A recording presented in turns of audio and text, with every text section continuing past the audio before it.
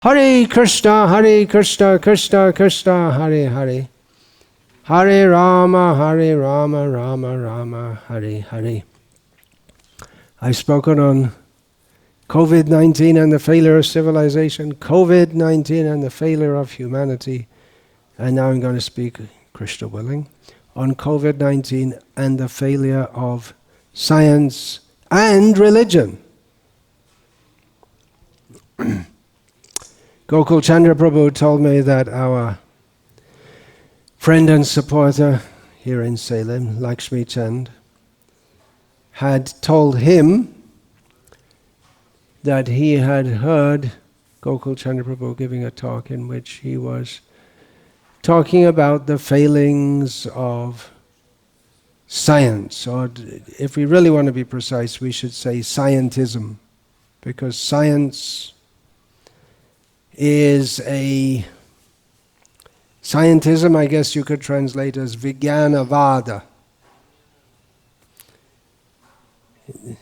There's nothing wrong with, there can't be anything wrong with science if it's actually science, because science means to know things as they are. That's a definition that Srila Prabhupada gave.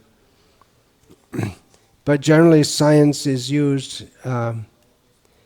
in the sense that a word has been coined scientism, in which it's presumed that science is God, practically. It's taken the place of God. So Lakshmi Chand said he'd heard this talk and he thought, well, anyway, these people, they're talking according to the Vedas, but he didn't really believe that science is a failure, doesn't live up to its promises. But now that the coronavirus is sweeping the world, Lakshmi Chand said, and then he realized, oh, actually it's a fact, science has no solution for this. Now we may say, or someone may say, why are we so harsh on this science? Because we use it ourselves, we're using it right now for the technological achievements which have been made possible by the applied use of discoveries that have been made with the scientific process. By studying sound and radio waves and electricity and theories of I can't remember the word now, some technical word. You put it all together in a good brain, and then you come up with sound amplification, and what to speak of broadcasting all over the world. So we use these things, so why are we getting on the case of science? We use all these things. It's like biting the hand that feeds you, an English saying. You're being fed by say you're feeding a dog. Who wants to feed the dog? Some people do. You feed him by hand, and then the dog takes the food from your hand and bites your hand. So biting the hand that feeds you. Well, it's true, we are using all these things inescapably, or we live in a world which is, in a society, a civilization, if you want to call it that, which is very much fashioned by science and technological discoveries and implementations. But we reject the supposition that science should shape our worldview. It's shaping our world in many ways. Of course, if there weren't loudspeakers and internet and hypersonic intercontinental nuclear missiles and all these great things that science have made, and plastic ducks, that's also a product of science. If we didn't have all these things, eating, sleeping, mating and defending, the basic activities of human society would go on. So we don't really need all these things, although we think we do, but we don't need all these things. Believe it or not, for generations people lived without all these things. We see in modern India people, they can't imagine living without electric fans and air conditioners and geysers and all these things. But just a generation ago, most of the people in India didn't have all these things. They may not have even known they existed, many of the people. And that was like that for generations and generations. We think we're so advanced, and now we've discovered, after the whole world was wrong since time immemorial, the world was wrong, now we got it right. Women and men are equal in all respects. No society thought that. But now we got it right, and the result you can see that broken homes, no families, and great advancement, equality. So we reject the supposition that in the name of science our whole worldview should be shaped. We have to believe in this superiority of the so-called scientific method to explain anything. The scientific method is observation, hypothesis, experimentation, and then you come to a conclusion. The process, the Vedic process on the Jnana Marga is from Brihad Aranyaka Upanishad, Shravan, Manan, Nididhyasana. You hear something, you contemplate it deeply, and then you realize it. So in science you observe something, you may be observing by seeing or hearing. By hearing also. Most people learn science in a school or from books, not exactly that they go through, they discover everything by themselves. So new discoveries come from observation based on the knowledge that you've imbibed already. You observe something. You think about it. Why is it going on? How is it taking place like that? You come up with some theory, and then you experiment to see if it's true. And then you get a Nobel Prize if it's true. Or at least you get more funding for your research. Of course, if after a short time you find out that your hypothesis was wrong, you can always fudge the results so that you can go on being funded. Such things are known, friends, in the world of objective science, not so objective.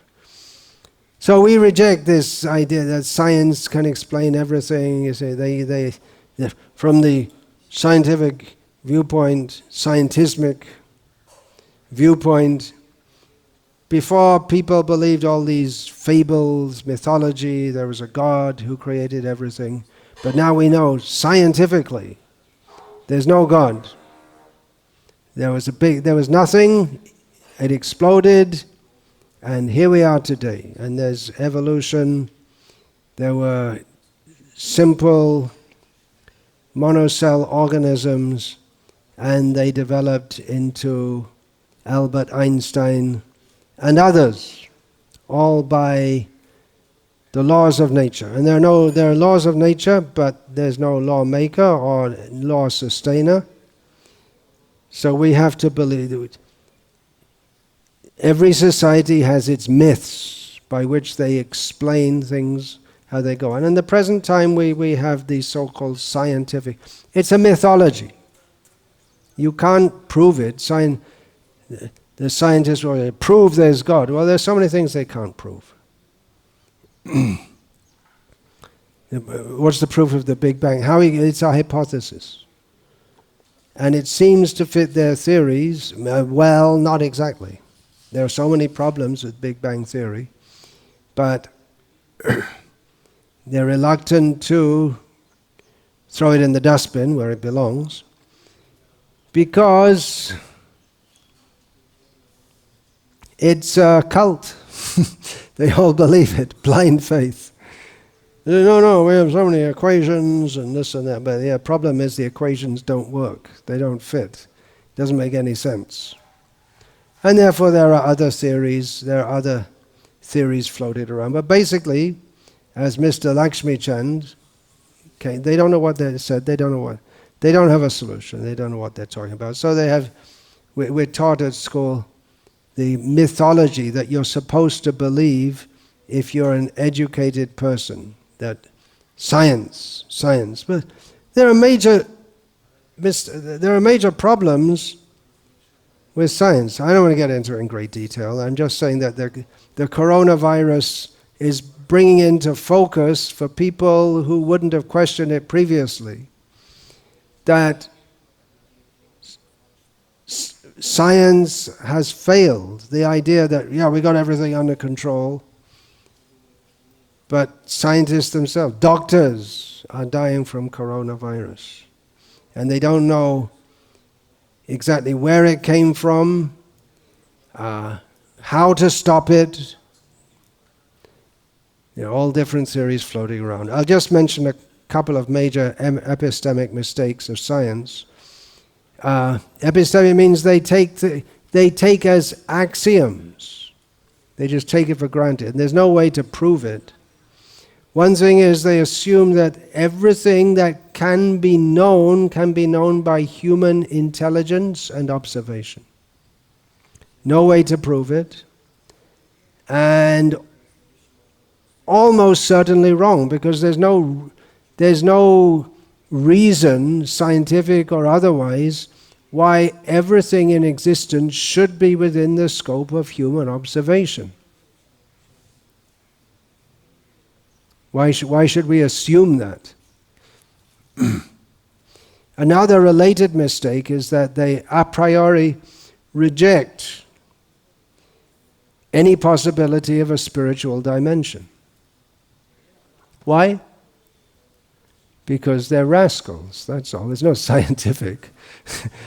So if we can't measure it, or if we can't hypothesize about it, then it doesn't exist. This is scientism. It's posing as being scientific, but it's not.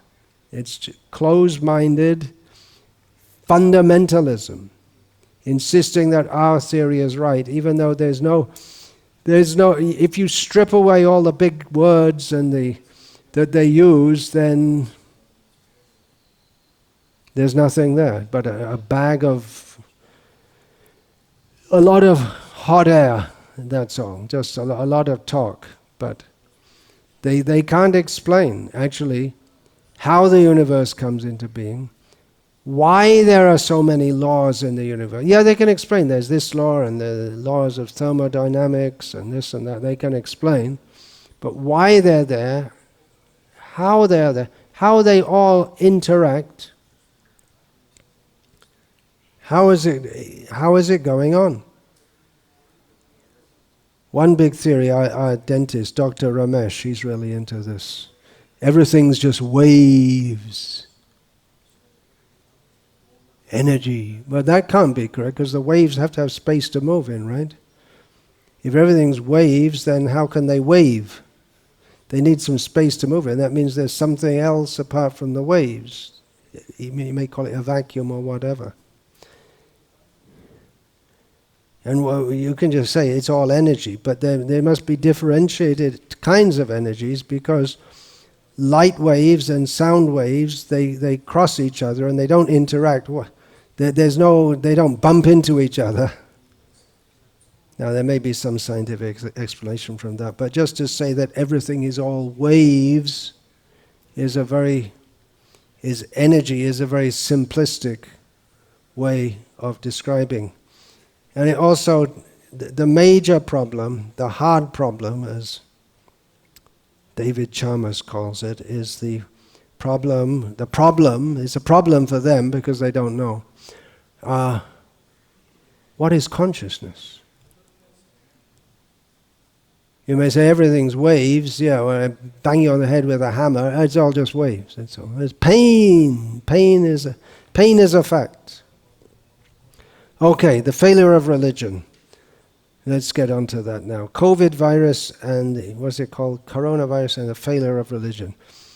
Religion attempts. One way of defining religion, or one of the definitive features of religion, is that it tries to explain why there is pain and what is the antidote to pain. Now, we know from the Christian mythology, which I don't think most Christians nowadays subscribe to, but it was still big when I was a kid. It means for hundreds, actually almost 2,000 years, had been the standard Christian explanation. But everything got changed around the 1960s, both in the secular world and in the religious world. So the standard explanation was that a long, long time ago, someone ate an apple, and that's why we're all suffering nowadays in the world today. And you better damn well believe it, otherwise you'll go on suffering in hell forever.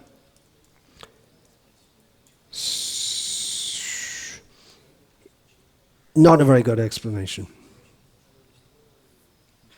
I don't think it's a very good explanation. I mean, there have been big brains, all these popes. Well, I mean, some of them were more busy chasing other people's wives, but many of the popes, they were thoughtful, intelligent people, but somehow or other they just believed this idea that because someone ate an apple, we're all suffering now in the world today. In philosophical terms, it's called the problem of theodicy. Why is there suffering? If God is good and God loves us, then why is there suffering in the world? It's a major charge which is leveled by atheists at religionists, particularly theists. And the coronavirus seems to bring that into sharper focus. Of course, many Christians will say, well, these are end times. We can see from the book of Revelations the symptoms of the end times, when there are so many disturbances on the planet, and it means that Jesus is coming soon. And yeah, he's been coming soon. I think Jesus must have been an Indian, because it is coming soon, and it's always a little later. Soon. What does it mean? 2 minutes, 10 minutes, 20 minutes? It's 2,000 years now. And he's coming soon. Well, it's all relative, but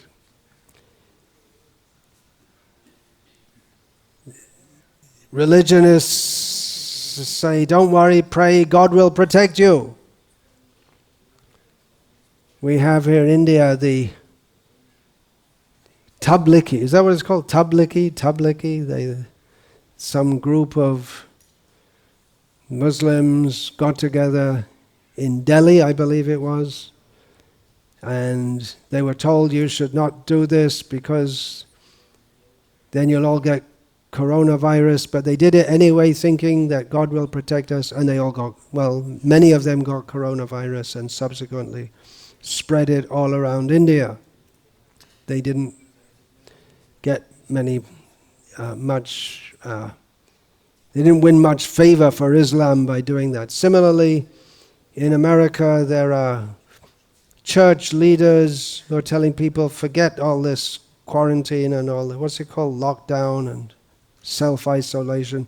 Come to church, God will protect us. One of them who was preaching like that, he died from coronavirus. So we may say, well, that just shows that God doesn't protect. You say God will protect you, but he can't even protect you from a virus. So from some people's perspective, that means it's the failure of religion. Well, the failure of incomplete, puerile means childish, theology. Yes, we admit that. But because people misrepresent or don't understand actually who is God and why they're suffering in this world, and offer very weak, supposed to be explanations, doesn't mean that that there's no God, there's no universal controller. Doesn't mean that. We, the followers of the Vedic knowledge, we have an explanation which anyone, if they're not a fanatic, can understand is very reasonable. It's called karmic reactions. What is this coronavirus? Mass karmic reactions for sinful activities. And there may be many questions raised about this, but the first point is, the basic point is that we suffer because we cause suffering. And we say, well, I'm a good person, I don't do any harm. I've been good all my life. But what is good? Causing pain to others. Well, I don't call pain to others, but pain to others. It's not only humans.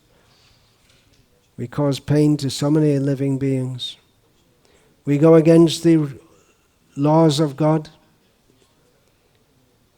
So we get punished. So many questions may arise by that. Why do the people who believe in God also get punished? Well, one reason for that is that if everyone took to... Why do religious people also get coronavirus? If they believe in God, why doesn't God protect them? Well, we can understand that if everyone took to God consciousness, Krishna consciousness, just so that they could be free from suffering, that wouldn't actually be God consciousness. That would, in the heart, the desire to enjoy this world separate from God, which is the root cause of all our suffering, that would remain. Their idea to enjoy this world. And another thing is that we may say, well, why does God punish? Why is He just not nice? Well, the punishment is a lesson. We're supposed to learn from it. So as materialistic people, they should come to their senses and start to think, well, science can't protect me. Religionism, talked about scientism, religionism, religiosity, that can't help me. Then atato brahma jignasa, inquire into that which is not understandable by what you taught at school or what you're taught in the church. Try to understand the ultimate reality of behind everything. What is that? That we should try to understand. Now, devotees of Krishna, they may also get this, they may also become infected. And for them it's a learning experience also. They take it as Krishna's mercy. It's Krishna's mercy. We think that God's mercy, if I get God's mercy, I'll get a big house and a big car. But God's real mercy is to help us to come closer to Him. To realize that a big house and a big car is not the goal of life. That will entangle us more and more in material desires. To help us to realize that this world is a place of suffering. So devotees realize it's also a lesson, but that I'm worshipping Krishna, but I still have so many material attachments and desires, so it's a good lesson. Krishna is very kind to give me this lesson. And also, we all have a huge stockpile of karmic reactions from so many lifetimes, and devotees see that if I'm getting some punishment, then it is Krishna is kindly just giving me a little sample of how much more I would otherwise have to suffer.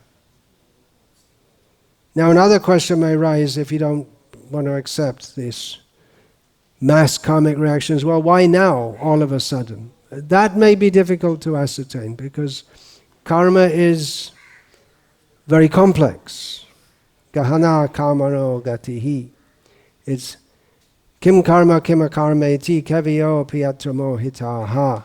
Even learned people may find it very difficult to understand not the basic theory, but how exactly it's working, because at every moment we're doing something. Nahi kaschit sharnamapi jatu tishtatya karma krit. At we cannot but do something at every moment. Even if we just breathe, or even if we hold our breath, we're doing something.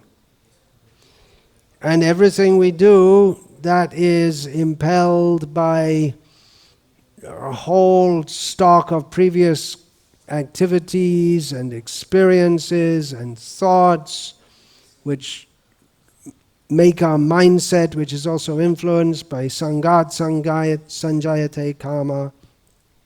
Our mindset, our desires are influenced by the kind of people we associate with, whether we choose to associate with them or not. In other words, human psychology is very complex. And even for that matter, cow psychology is very complex. Chicken psychology. Any living being is an amalgam, a melange of so many different thoughts and impressions from many lifetimes. So, and then if you put everyone together and there's a whole human society, so exactly why certain reactions come at certain times, Krishna understands. And we may never understand exactly why. Certainly karmic reactions are long overdue, mass karmic reactions for the massive animal slaughter, abortions, and so many mass sinful activities. But anyway, religion itself is not a failure, but religion as it's presented in the world is coronavirus may bring that out more, and then people may inquire and get better answers than the mythology presented by science and the mythology presented by religion, and come to understand reality as it actually is. For that we have to go to the Vedas. Veda means knowledge. The essence of the Vedas is the Bhagavad Gita, the knowledge portion of the Vedas, the portion of the Vedas which gives Brahma Vidya, knowledge of the spiritual reality, is the Upanishads, and Sarvo Upanishado Gavo, the Bhagavad Gita is, yes, well, all the Upanishads put together, they're like a cow. Dogda Gopala Nandana. Taking out the milk, extracting the milk, is Krishna. Vatsa Partha. The calf is Partha, Arjuna. Sudhir Bhokta. And who enjoys that milk that's being taken out? People who are very steady intelligence. And what is the milk? Dugdam Gitamritam Mahat. The milk is the knowledge, the nectarian knowledge of Bhagavad Gita. So very simply we can get all understanding of where science has failed, where religion has failed. We can get the answers to everything that we need to know. We don't need to know everything. But we need to know who we are, who is God, what is our relationship, how to act in that relationship, so that we may become free from all suffering. Coronavirus is only one kind of suffering. There are unlimited varieties of suffering. And come to our actual position of love of God, whose name is Krishna. Simple. Hare Krishna. Vancha kalpa tarubhyascha kripa sindhubhya avacha Patitanam pavanebhyo vaishnavebhyo namo namaha. His Holiness Bhakti Vikasa Swami Maharaj ki jai.